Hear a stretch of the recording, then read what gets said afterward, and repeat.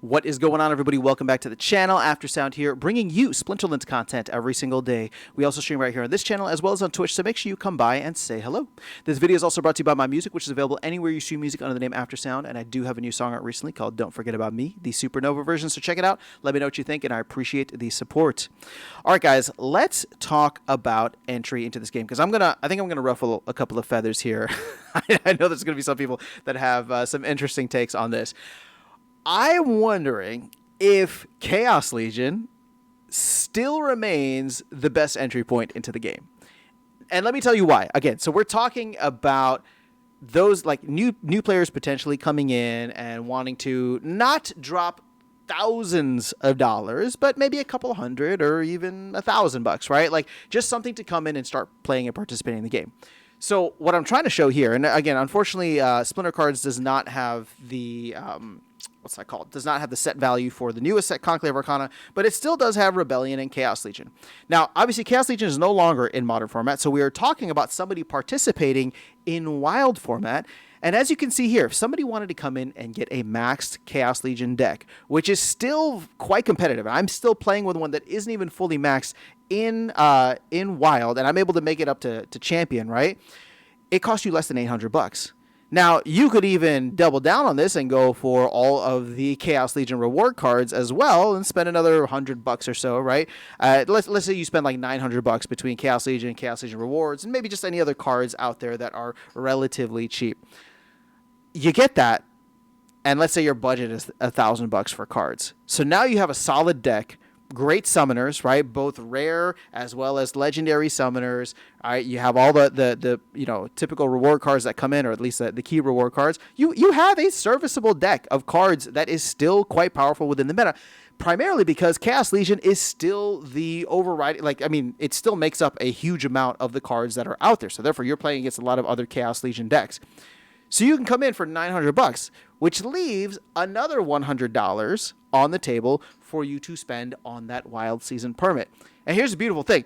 Wild Season Permit costs you $2,000 DEC. We'll say $2,000. Sorry, it's not $2,000. $2 at PEG, right? So we're talking about the ability to kind of prepay for 50 seasons. So that's like, and what, a year is 24 seasons, right? 2 per month. So we're talking about 2 years worth of seasons that you can play. Now, again, I'm not talking about how much SPS you have to buy and all that. I'm just simply saying, like, if somebody wanted to come in and spend $1,000 on cards, they could absolutely do that. Now, here's the thing. If you wanted to play at the lower levels, I mean, we could even look at, let's say you want to get like a silver level deck and just participate at the lower levels. You can get in for still like a couple $100, $180 here for, Chaos Legion silver level cards. If we look at the Chaos Legion rewards, $27 there. I mean, somebody could come in with like $300 and have a decent silver level deck, be able to play at that level, buy some SPS and earn, and just start working their way up through the game, and still have enough to cover all of their Wild Season permits for the foreseeable future. I actually think that that's not a bad strategy for new people coming in. Now, is Wild format crazy? Yes, that's why it's called Wild. Every card is available. But that doesn't mean it's necessarily more difficult or less difficult, or more importantly, more fun or less fun than Modern format. Yes, we try to get new players to come in to Modern format, right? And again, part of the downstream effects of this is that, like, okay, I'm not trying to discourage people from going and buying new packs. That's absolutely where all the fun and excitement is. But I am trying to say, if you are just coming in and want to have a somewhat top tier experience, and when I say top tier, let me rephrase that. You want to be able to have max level cards. Make use of the reward cards that you're earning, through Glint and all that. And if you're able to level them up, all the way to max level, you want to have summoners that can utilize them. And these are going to be the cheapest summoners available to you, right? In Chaos Legion, or just the Chaos Legion set overall. So to me, I'm looking at this and saying, well, you know what? If you just set aside some capital, literally, like, you could set aside $50 and just be like, this is my participation for playing in Wild format, right? For the next year, right? That gets you 25 seasons actually worth of Wild format.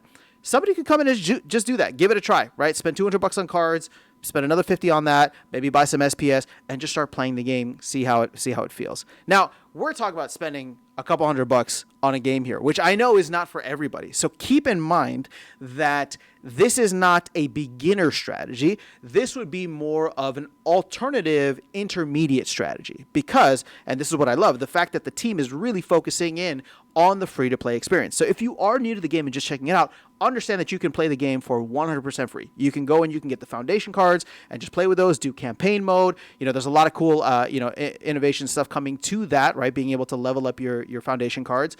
So you'll be able to have a good time with all of that. I'm just saying that if you want to start playing at a higher level, and specifically with like max level summoners and max level cards, this could still be the best entry point, right? And if you want to come in, then you could buy packs. You know, Chaos Legion packs are still relatively cheap on the marketplace. You could buy the cards directly, which is usually, if you're building out a deck, it's better just to buy the cards directly. And so therefore, I think Chaos Legion still offers that value. Now, I know I'm going to get some feedback on this where it's just like, oh man, you're just trying to get somebody to come pump up Chaos Legion numbers. Like, I really don't care, right? Look, right now I'm just saying that it's cheaper. I'm not trying to pump anybody's bags. I don't even have that many Chaos Legion packs, right? I'm not trying to like benefit off of this. I think Chaos Legion essentially is going to end up being the land set, right? Because the cards will always be somewhat lower valued. But as an entry point for intermediate, right? People that want to come in and understand this game at a little bit of a higher level than the foundation set or the basic foundation format that they have planned, I think this is an alternative viable way for people to be able to experience the game at a higher level without having to go through like the throes of modern format. And, you know, like, here's the thing. I think with modern format, you are always going to have it be top heavy. And I'm going to say this topic for another video, but you're always going to have it be top heavy just because of the nature of this game.